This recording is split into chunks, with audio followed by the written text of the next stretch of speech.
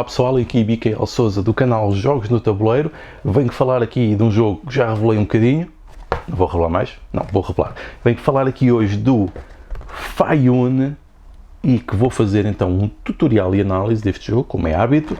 Vou explicar mais ou menos como se joga e depois voltamos aqui para falar sobre o jogo. Então vá.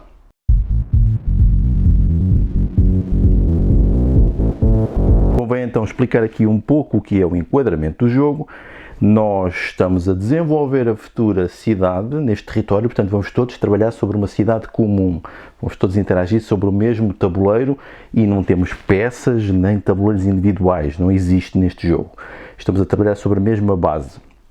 Temos que fazer aqui a configuração inicial, temos que colocar um crocodilo em todos os campos de produção de trigo ou de uvas. Eles ficam fora dos sítios onde existe pedra como recurso, onde existem os locais onde vamos fazer os monumentos, as construções, os building sites, e no local onde começa a primeira povoação.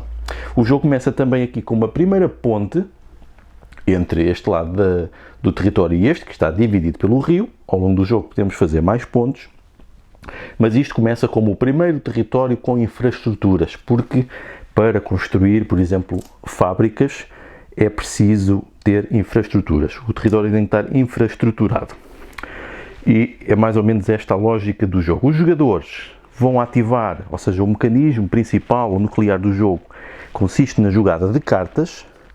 Cada jogador começa com cartas da sua cor, que fazem ações ditas básicas para o início do jogo. Vamos explicar primeiro algumas delas e depois, se calhar, é mais fácil entrarmos nas cartas propriamente ditas, porque o jogo tem todo este baralho, todas as cartas são diferentes e isto pode ser desafiante. E é por isso mesmo que o jogo vem com um glossário para nós consultarmos o que é que cada carta faz. Portanto, pode ter essa barreira de entrada. Então, por exemplo, a carta mais básica, isto serve para explicar tudo aquilo que é a organização de uma carta. Tem aqui o S, que é de start, é de cartas de começo, com a nossa cor no verso, portanto não há como enganar, e a lógica é sempre a mesma.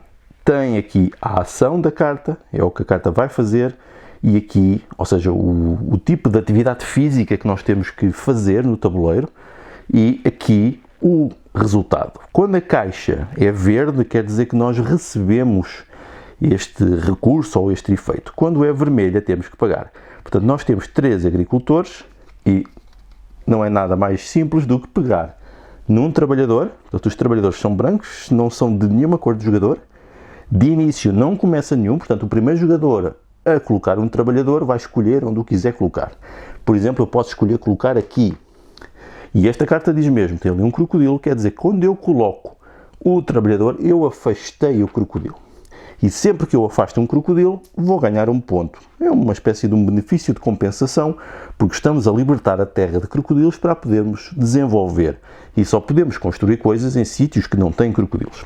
Portanto, esta carta dizia que eu tinha de colocar um trabalhador ao lado de outro trabalhador, neste caso um agricultor. Como o primeiro foi o primeiro a entrar, não poderíamos colocar ao lado nenhum. Mas se eu jogasse depois uma ou outra vez esta carta, que é a mesma, eu teria de colocar então um trabalhador já adjacente a este, por exemplo aqui.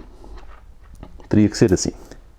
E o efeito é ganhar o recurso do sítio onde o trabalhador foi colocado. Portanto, se eu colocasse aqui no trigo, ia ganhar um trigo. Se eu colocasse ali nas uvas, ia ganhar umas uvas. E se eu colocasse numa pedreira, num sítio de pedra, ia ganhar, obviamente, uma pedra.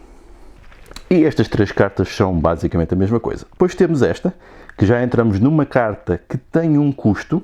Isto quer dizer que eu posso colocar 2 estradas. E as estradas são colocadas da seguinte maneira. São sempre colocadas entre hexágonos, a ligar hexágonos. E neste caso eu poderia colocar, ou seja, teria de colocar mesmo 2 e o custo seria uma matéria-prima pelo tipo de terreno que a estrada atravessa. Portanto, a estrada atravessa aqui da cidade para o trigo, eu teria que gastar um trigo e aqui poderia gastar um trigo ou uma uva porque ela está em ambos os territórios. Portanto, era um de cada para cada pauzinho e isto vai-me dar então 3 pontos de vitória, 1, 2, 3, por fazer isto. E porquê é que isto foi importante? Eu também só pude fazer a estrada porque estes dois territórios estavam livres de crocodilos. E também só posso fazer estradas que saem de povoações ou que saem de sítios de construção ou de continuidade de outras estradas. Portanto, não era possível, por exemplo, esta estrada bifurcar aqui. Ela só pode bifurcar nas povoações ou nos sítios de construção. E só para darmos mais o outro exemplo da carta base, é a construção de um povoamento. Portanto, eu posso fazer um povoamento, é pegar num disco, tenho de colocar num sítio que não tenha crocodilos, não tem de estar infraestruturado, não há aqui nenhum símbolo de estrada, mas não pode ter crocodilo e tem de estar pelo menos a um espaço de distância de outro povoamento. Portanto, eu gastaria então um trigo, umas uvas e pedra, poderia colocar a minha cidade e ganharia 3 pontos de vitória e 3 de dinheiro. 3 de dinheiro. O dinheiro é muito importante neste jogo porque partimos do princípio, e vai ter que acontecer, vamos ter que gastar dinheiro para comprar novas cartas. O que quer dizer que estas cartas iniciais que nós temos, provavelmente vamos poder jogá-las várias vezes, mas vamos gastar dinheiro para comprar novas cartas e muito provavelmente ou vamos descartar estas ou estas vão ficar na parte, no fundo do baralho, onde nunca mais vamos usar. Isto serve então para introduzir a dinâmica principal do jogo. Portanto, cada jogador, na sua vez de jogar, recebe estas cartas de início, escolhe uma carta e executa a ação em ordem de turno, vai andando às voltas. Mas quando executa uma carta, coloca a carta aqui no seu descarte. Da próxima vez que jogar, vamos pôr o descarte aqui mais para cima, para ser mais visível. Da próxima vez que jogar, coloca uma carta por cima da carta que acabou de jogar. E assim sucessivamente até continuar a querer jogar as várias cartas. Mas a qualquer momento, como ação principal, pode não jogar uma carta e pode executar uma ação de administração. Como é que funciona então esta ação? O jogador diz, vou fazer então uma ação de administração e vou receber 3 de dinheiro automático, descontado pelo número de cartas que ainda tem na mão. Portanto, neste caso, se eu fizesse a ação de administração, só iria receber 1 de dinheiro.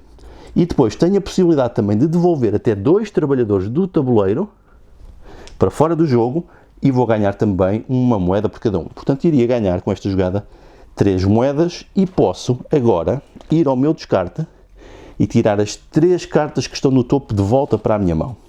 Podendo pagar, consoante o número de jogadores, mas imaginamos que estávamos a jogar a 4, 1 de dinheiro adicional para tirar mais uma carta. Portanto, se nós jogarmos muitas cartas num turno, dificilmente vamos conseguir recuperar todas. Recuperamos sempre as 3 e normalmente gastamos 2, 3 de dinheiro para recuperar mais umas quantas. Portanto, tem aqui um mecanismo de recuperação de cartas. Não é propriamente construir um baralho, mas é construir um baralho em que nós temos de ver as sequências de como jogamos e se temos dinheiro suficiente para devolver as cartas todas.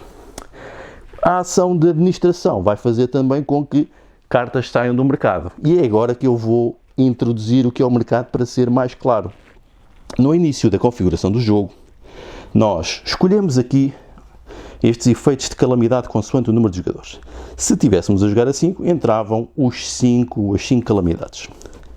Vamos pegar também nestas cartas finais de pontuação, vamos juntar e depois aqui do baralho, vamos baralhar isto, retirar 12 cartas, 3, 4, 5, 6, 7, 8, 9, 10, 11, 12. Vamos ver as cartas que são, aqui em cima. Todas elas têm um número diferente aqui no topo. E isto agora vai ser útil para ordenar as cartas de ordem crescente aqui no mercado. Portanto, vamos fazer isso.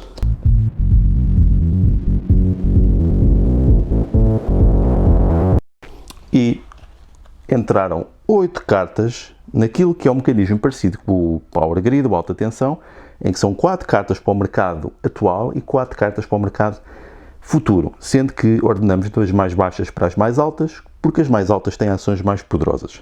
E sobraram estas 4 cartas, que normalmente são cartas elevadas, que também já dão alguns pontos de vitória. Os jogadores têm consciência, e isto é divulgado e mostrado aos jogadores destas cartas que vão entrar no fim, porque são misturadas com estas cartas de calamidade e de pontuadores finais. Isto é tudo misturado, bem baralhado e colocado no fundo do baralho. Portanto, nós sabemos que isto está a testar aqui para o fundo e isto vai ser o temporizador do jogo. Quando acabar o baralho, consoante os eventos que saem, depois eu explico, dá-se o fim do jogo. Portanto, colocamos o baralho aqui ao lado. Quando fazemos esta configuração inicial, temos de colocar aqui, pode ser aqui ou por cima, como quisermos, os descontos, ou aqui fora do tabuleiro. Estes descontos entram e agora os jogadores vão jogar, por a sua vez, jogar as cartas e, recordando as ações que podem fazer, podem jogar uma carta da mão, podem fazer uma administração, mas podem também, como ação, comprar uma destas cartas ou então até jogar uma carta, não fazer o seu efeito e receber 2 de dinheiro. Quando eles decidem vir aqui comprar, só estas é que estão disponíveis para comprar. Está aqui o custo delas, em baixo, e este token, esta pecinha, se aqui estiver, desconta 1. Portanto, se eu quisesse, por exemplo, comprar esta carta, teria de pagar os meus 3 de dinheiro, isto saía, e eu ficava com a carta para a minha mão. A carta vem para a minha mão, fica disponível para jogar, por exemplo, na ronda seguinte, e depois aqui vai haver um ajuste. Tiramos uma carta do topo, vemos o número, e então temos que ajustar isto. Isto vai andar para aqui, para aqui, para aqui, e esta entra para o mercado futuro, porque é um 74, aliás, é mesmo a última, vai mesmo para o fim. E isto vai acontecendo sempre. Quando os jogadores fazem também a ação de administração, também têm a possibilidade de destruir uma das cartas depois de fazerem, de receber o dinheiro, devolver as cartas, podem mandar simplesmente, escolhem uma carta, mandam fora, retiram outra, fazem novamente aqui o ajuste, até entrava assim, e os marcadores que tiverem saído voltam a entrar em jogo e estão disponíveis para todos os jogadores. Portanto, tem este efeito interativo também. Regras adicionais. Agora vamos entrar em algumas cartas, porque pode ser importante distinguirmos isto. Cada território só pode ter um trabalhador e os trabalhadores podem entrar, por exemplo, nas cidades, nos territórios, nos momentos de construção, de acordo com as várias cartas disponíveis que existem, e vamos ver alguns exemplos. Temos, por exemplo, o exemplo desta. Se nós colocarmos um trabalhador numa cidade que não estiver ocupada, cidade não, aldeia, porque depois isto pode evoluir para cidade. Numa aldeia vão ganhar 3 de trigo. É um exemplo direto.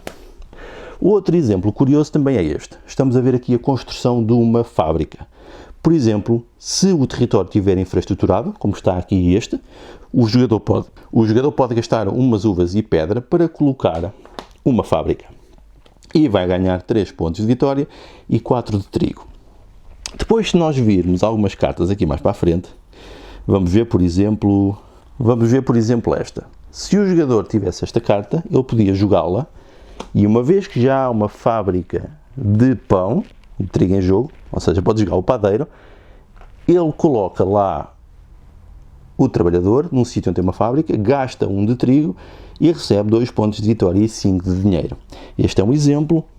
Outro exemplo é, por exemplo, este caso em que faz evoluir uma aldeia para uma cidade. Portanto, pega numa destas peças que o jogo tem, acrescenta a uma aldeia que ainda não a tenha, e isto passa a ser uma cidade, gasta trigo, uvas e pedra e ganha 6 pontos e 2 de dinheiro. Outro exemplo é esta carta em que o jogador pode adicionar até 3 peças ao local de construção. Estão a ver, eles estão limitados por números, por exemplo, estes podem levar até 5 peças, pode adicionar até 3 por jogada, gasta uma pedra por cada uma e recebe 2 pontos por cada peça que adiciona. E depois, no final, isto vai acabar por fazer umas mini pirâmides. E depois há também cartas que dão pontos pelo número de peças que estão, pelo número de cidades, etc. e tal. Existe também um recurso joker, que são as rosas. Quando nós conseguimos obter rosas, este recurso vale por qualquer um dos outros recursos. E basicamente as cartas vão todas interagir umas com as outras e no final acabamos por ficar com uma rede, com edifícios, com evoluções, com cidades, com monumentos, com pontos de um lado para o outro, e tudo isto vai criar imensas dinâmicas. Então, como é que o jogo acaba? O jogo acaba quando no baralho, vamos aqui, as cartas vão saindo e vai haver um momento, por exemplo, se estivermos a jogar 5 jogadores ou 4 jogadores, depois depende, em que vão sair as calamidades. Quando esta parte fica cheia, é declarado o momento de fim do jogo, mas o jogo não acaba imediatamente, cada jogador está simplesmente impedido de fazer ações de administração, portanto não pode devolver mais cartas. O que ele vai fazer, ou o que eles vão fazer, vão gastando as cartas todas que têm, até não poderem fazer mais ações, ou até desejarem reclamar uma destas cartas. E quem reclamar primeiro vale pontos, Depois, consoante o número de jogadores, a última carta vale 0, portanto o último a ir buscar a carta, que acaba por significar aquele que jogou mais jogadas, leva 0 pontos de bónus no final. Quando todos tiverem reclamado então a sua inevitável carta de calamidade, o jogo termina e conta-se os pontos de vitória que os jogadores foram acumulando. E assim dá-se o fim do jogo com o tabuleiro completamente populado, não totalmente, mas quase totalmente, com muitas peças, quase sem crocodilos e com o efeito de uma metrópole depois em jogo.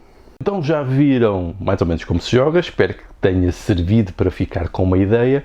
Então, quanto à montagem, a montagem pode demorar algum tempo, é uma parte relativamente longa do jogo, porque têm que colocar aqueles crocodilos todos, configurar o tabuleiro e depois têm de fazer aquela técnica das cartas de selecionar umas quantas, dividir, escolher, misturar, pôr no fundo, pronto. Pode demorar um bocadinho, mas de resto também é só isso. É QB, depende da vossa experiência a fazer isso no jogo. Quanto aos componentes, tem os componentes que fazem lembrar os jogos de há uns anos atrás. Todos aqueles componentes em madeira. Eu imagino que nesta época em que se valoriza tantas miniaturas realistas em plástico, que isto possa parecer estranho. Eu adoro estes componentes. Acho que está muito, muito, muito bom. Gosto mesmo muito daquilo que foi feito. Só não gosto tanto do dinheiro. Acho que o dinheiro é um bocado estranho. São aqueles cartões. Embora o dinheiro deste tipo, até gosto nos jogos em que fazem este dinheiro para simular notas, aqui neste caso é um bocado estranho, porque são umas coisas como as palmeiras, é um bocado estranho enquanto moeda económica no Antigo Egito. Mas percebo a dificuldade porque durante muito tempo os egípcios não usaram moeda convencional como nós conhecemos a moeda de metal. Portanto, deve de ser alguma coisa que eventualmente o autor teve que arranjar para conseguir ter na mesma este efeito. Mesmo o próprio mapa, acho que está muito bom, as ilustrações, eu gosto muito do aspecto do jogo, gosto mesmo muito, e até estes tons pastéis, mas conseguiram ser colocados com mais cores, eu acho que acaba por representar bem até este ambiente egípcio, nos dá um ar mais tradicional do próprio jogo e relembrar os jogos mais antigos, mas que depois, do ponto de vista da jogabilidade, oferece muito, diferente desses jogos mais antigos.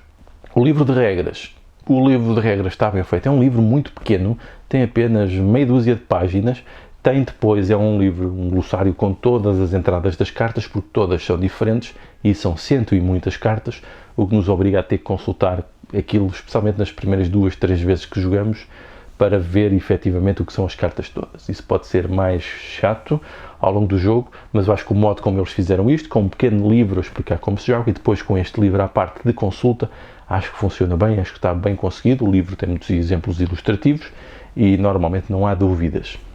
Já falei da parte do design gráfico, acho que está muito bem conseguido, está coerente com os componentes, está coerente com o período histórico e acho que isso ajuda a construir muita experiência de jogo.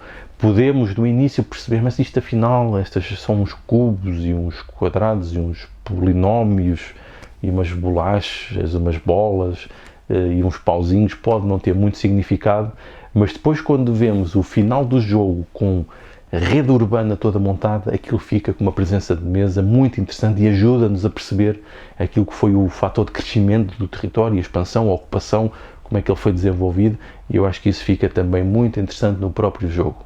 Temas e narrativas, acho que o tema está interessante, lá está, estamos a falar aqui de um Eurogame em que não tem nenhuma narrativa implementada no jogo, para além das cartas que representam coisas, por exemplo, mas tem coisas ao mesmo tempo que são interessantes do ponto de vista da ligação dos mecanismos com as narrativas.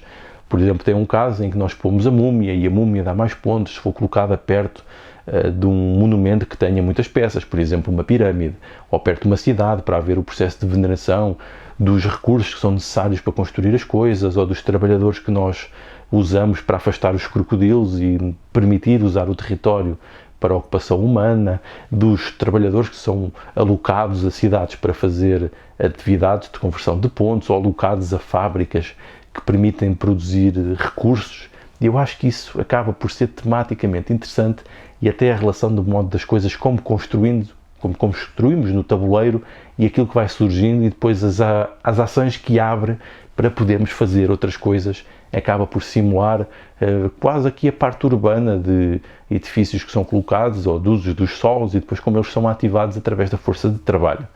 Portanto, não tem uma narrativa que esteja definida de uma história que nós estejamos a ler, mas é uma narrativa que emerge do próprio jogo e os próprios jogadores, no modo como configuram as suas cartas, podem se tornar especialistas em alguma coisa e isso pode ter também uma interpretação narrativa daquilo que vai acontecer no jogo. Os jogadores até podem assumir esse papel, se quiserem. Quanto aos mecanismos, este jogo tem vários mecanismos. Estamos a fazer, por exemplo, quase uma espécie de construção de um baralho, embora não seja um baralho no sentido convencional que baralhamos, é um baralho quase como um rondel, quase como acontece com o Concórdia, e podemos comparar muito aqui este mecanismo de uso de cartas como um rondel no Concórdia, tal como ele é usado aqui no Faiuno, também é parecido. Embora não seja igual, porque nós não ficamos sempre com as cartas, não as vamos usar todas como no Concórdia, aqui faz parte da nossa gestão e está associado aos recursos que gastamos, aquilo que são as cartas que vamos, obviamente, adquirindo, mas aquelas que também vamos ter disponíveis para cada ronda do jogo. E isso é bastante inovador no modo como este mecanismo de rondel através de cartas foi implementado, tão bem implementado. E ao mesmo tempo que nós ativamos com a ação de administração no nosso próprio rondel, isto vai ter efeitos de renovação do próprio mercado das cartas, mas também da renovação, por exemplo, dos trabalhadores que vão estando no tabuleiro a bloquear ou não as ações que nos permitirão usá-las depois com mais regularidade no futuro. Tudo isto está muito bem integrado. Depois temos, obviamente, a alocação. Tem alocação de trabalhadores, embora sejam trabalhadores coletivos, isso é muito interessante. O facto de estarmos a trabalhar num tabuleiro também coletivo, de estarmos a construir ao longo das nossas decisões, em que estão pré-determinados numa malha hexagonal, mas que nós vamos construindo e depois fazendo redes também, um mecanismo de redes, de ligações, de colocação das peças. Estes mecanismos todos que são habitualmente vistos em muitos jogos, tem também aqui. Tem também o processo de mercado, que então faz lembrar o Power Grid, uma alta tensão do mesmo autor, aqui do Friedman Fries, do mercado atual e do mercado futuro, mas que depois segue aquilo que são o sistema de leilão chamado leilão holandês, em que os preços das coisas vão decrescendo à medida que elas vão estando mais no mercado, tendo aqui uma escala de valorização, que é a numeração das cartas. Portanto, todas estas coisas são mecanismos que nós já vimos, mas que estão aqui muito bem integrados no jogo. Quanto à duração, o jogo pode ser um bocado longo. Eu já vi algumas das críticas e análises de outras pessoas que jogaram o jogo e referiram isso. De facto pode ser. Dificilmente vamos jogar este jogo em menos de 2 horas e qualquer coisa. Mas para mim é um prazer, porque quando nós gostamos daquilo que estamos a fazer e não estamos sempre a fazer a mesma coisa, podemos variar, porque isso depende das cartas que nós vamos adicionando. Eu acho que isso pode ser interessante e é tudo sempre muito interativo entre aquilo que os outros jogadores fazem. Portanto, eu acho que é sempre um bom momento, apesar de ser um jogo que pode ser um pouco longo. Número de jogadores. Eu acho que o jogo joga bem em todas as contagens de jogadores, mesmo a solo ou então também até 5 jogadores. Eu gosto disso, embora a 5 jogadores possa ter algum tempo de espera, embora normalmente as nossas ações não são muito grandes, é só jogar uma carta, fazer uma ação e passar. Portanto, eu diria que 3, 4 jogadores talvez seja a contagem ideal para não ter tanto tempo de espera e o jogo então vai tendo mais ritmo. Mas também joga muito bem a solo, porque acaba por ser sempre um desafio diferente que está associado ao modo como vão saindo as cartas e depois nós temos sempre que abdicar de umas para fazer outras e isso acaba por ser também interessante. Eu gostei de jogar a solo. Interações entre os jogadores. Tem bastantes interações entre os jogadores, embora não sejam normalmente interações diretas. Não há aqui take that, não há ataque, mas como estamos todos a trabalhar sobre um território comum, aquilo que os outros jogadores fazem influenciou muito as nossas decisões e acabamos por estar a construir sempre sobre aquilo que foi. Não tem que ser construir fisicamente, construir, ou seja, fazer ações encadeadas com aquilo que foi feito anteriormente. Ou seja, sempre que nós fazemos uma coisa, podemos estar a abrir ou a bloquear ações para os outros. E eu acho que isso é muito, muito interessante e gosto muito dessa possibilidade. Por exemplo, alguém faz uma nova povoação e isso vai permitir então que o outro jogador a use para fazer outra atividade, ou alguém constrói uma estrada, então vai permitir ter novas fábricas ou indústrias que outros podem depois também ativar diretamente assim que ela está construída. Eu acho que isso está muito bem feito, gosto muito desse tipo de interações. Quanto à estratégia, tática e sorte, normalmente é um jogo estratégico, nós é que decidimos como é que configuramos o nosso próprio baralho.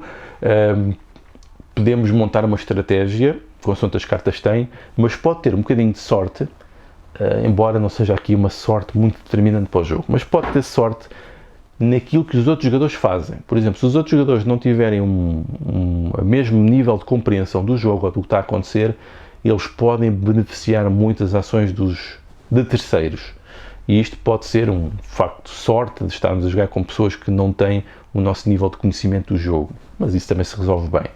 Outro fator que pode ser de sorte também é o modo como saem as cartas. Pode muito bem acontecer, especialmente para a parte de fim do jogo, que é quando saem as cartas que dão muitos pontos, nós comprarmos uma carta, e pelo modo como o mercado está construído, abre e dá uma carta, possibilidade de comprar uma carta nova ao jogador que está a jogar a seguir a nós, que normalmente não teria. Isto gera, obviamente, uma tensão quando os jogadores conhecem bem o jogo e sabem que isso pode acontecer, portanto, isso vai pesar no momento da sua tomada de decisão, mas se eles não souberem isso, ou se for inevitável, não é? Pode dar-se a situação dos outros comprarem uma carta que seja muito boa para eles. Eu diria que isto é provavelmente o aspecto mais negativo, mas é uma coisa pequena, não é? Porque a partir do momento em que nós temos consciência disso, podemos lidar com isso. Quanto à complexidade, o jogo não é muito complexo, até porque a maior parte das coisas que nós fazemos fazem sentido. Por exemplo, uma ponte é sobre o rio. Se fazemos uma ponte que atravessa X territórios, os custos são aqueles daquele território. Se ativamos a produção de uma coisa, produz o tipo de bem que lá está. Se colocamos um trabalhador no mapa, normalmente ele vai ser agricultor ou produzir aquilo que está lá também em baixo. Os recursos estão associados aos tipos de edifícios e depois, como o jogo está ordenado com uma hierarquia de cartas, o jogo acaba por nos ensinar nas primeiras rondas a lidar com o sistema de jogo para depois estarmos preparados para usar as cartas mais complexas que vão sair. Portanto, eu diria que se consegue jogar numa primeira vez. Não vamos jogar de modo muito eficiente, com grandes combinações, porque dá para fazer muitos pontos se soubermos encadear uma boa estratégia, mas eu diria que numa segunda vez já estamos prontos a montar pelo menos uma estratégia nossa. Podemos não ser os melhores jogadores, obviamente, mas isso também está relacionado com as competências e com aquilo que cada um quer dar ao jogo, mas eu diria que tem alguma dificuldade de entrar no início, mas conseguimos jogar, e embora isso se vá dissipando à medida que nós vamos conhecendo, por exemplo, as cartas, especialmente aquelas que vão saindo no fim. Não é por acaso que o jogo diz para mostrarmos as últimas cartas aos jogadores para eles terem uma noção do que são os principais pontuadores que podem sair no fim do jogo. Mas este facto de não conhecermos as cartas pode dificultar aquilo que é a entrada de novos jogadores ou as primeiras vezes que jogamos, uma vez que não temos noção eventualmente do valor real das cartas, ou seja, se uma carta produz um bem ou dois, se nós não soubermos que existem delas que produzem mais, não conseguimos estabelecer uma correta relação do valor das coisas. Por exemplo, ou se uma carta dá 2 pontos de vitória, mas por exemplo as últimas podem dar 15. Portanto, são coisas que nós devemos ter em conta e só percebemos quando jogamos várias vezes. O tempo de espera normalmente não é muito, porque se vocês só estão a jogar uma jogada, pode ser um tempo de espera considerável se vocês estiverem a jogar a 5 e têm de esperar por 4 jogadores antes de chegar a vocês. Portanto, eu diria que a relação de tempo de espera será apenas esta. Quanto à rejogabilidade, eu acho que o jogo tem sempre elevado a rejogabilidade, porque depende muito de como os jogadores fazem as jogadas iniciais, por onde é que vão começar a abrir o tabuleiro, e depende muito, obviamente, das cartas que vão saindo, e essas cartas saem sempre de modo diferente, portanto isso vai sempre mudar o jogo. Portanto, eu ainda não senti que se estivesse perto de esgotar. O arco narrativo e o ritmo de progressão de jogo. Eu diria que o jogo cresce bem, não cresce demasiado, porque o próprio jogo está feito para nos limitar na quantidade de cartas que conseguimos ter, que corresponde às ações que podemos fazer. Portanto, não é uma progressão muito grande, é nivelada, mas podemos fazer, isto acho que é uma coisa que é interessante aqui, uma das estratégias pode ser guardar muitos recursos para a última ronda, quando saem então todas as calamidades, e isto pode fazer a diferença dos jogadores terem muitas cartas acumuladas para essa altura e muitos recursos para conseguirem então controlar as partes finais do jogo, que é onde, por exemplo, estão cartas disponíveis que fazem muitos pontos de vitória. E isto é uma coisa interessante porque nós podemos optar por esta estratégia ou optar por uma estratégia de pontuação incremental ao longo do jogo e então depois tentar acabar rapidamente e ficar à espera. Acho que isso está bem feito por dar essas duas possibilidades de controlarmos o arco narrativo do próprio jogo, ou a progressão, o arco narrativo ou a progressão, chamemos-lhe assim. Opções para a vitória, tem várias, lá está, podemos montar várias estratégias, que são combinações das várias cartas, e podemos pontuar de muitas maneiras, quer seja pelas cidades, pelas indústrias, pelas estradas, ao longo do jogo, portanto, muitas opções. Quanto à inovação, acho que tem esta inovação no modo como, eu não sei se pegou diretamente, mas de certeza que se inspirou, como pegou neste modo como o Concórdia fez este rondel de cartas, fazendo aqui a conjugação com o mercado do Power Grid, e aí o autor diz mesmo que foi buscar essa inspiração, mas o modo como faz este rondel, que está associado a recursos, eu acho que está muito interessante, e o modo como constrói esta área coletiva, em que todos vão interagir com todos, com interações positivas, normalmente positivas, raras são as negativas. Eu acho que isso é muito bom, está muito bem feito, está muito bem conseguido, e a coragem de ter optado por recursos e por uma arte gráfica deste tipo, numa altura em que temos tantas miniaturas de plástico, tornando os jogos com um aspecto muito diferente do que eram, por exemplo, os Eurogames antigamente. Portanto, eu acho que isso acaba por ser uma inovação hoje em dia. Quanto a preço, eu não sei se o jogo está muito disponível agora. Eu tive dificuldade em arranjar a minha cópia, porque ele teve esgotado, e penso que houve uma nova reedição, e acho que o jogo não está assim muito caro, está dentro do preço normal dos Eurogames atuais, entre os 40 e 50 euros. Portanto, eu acho que está adequado, é mais do que adequado, e para o tipo de jogo é realmente, acho que um bom preço, uma boa compra. E pronto, fica aqui a minha opinião sobre o Faiun, que foi um dos jogos que eu gostei mais de jogar nos últimos tempos. Gostei mesmo muito, muito, muito deste Faiun, quase de certeza que vai entrar no meu top 10 anual, quase de certeza. Mas pronto, não sei, o ano ainda não acabou, podem surgir outros jogos entretanto. Mas eu gostei mesmo muito deste jogo. Portanto, fico também curioso em saber de quem jogou, se gostaram também, se realmente eu posso estar aqui a exagerar ou não, ou se a minha opinião pode não ter sentido nenhum, mas eu gostei muito e sou curioso para saber também a vossa. Então vá, Deus!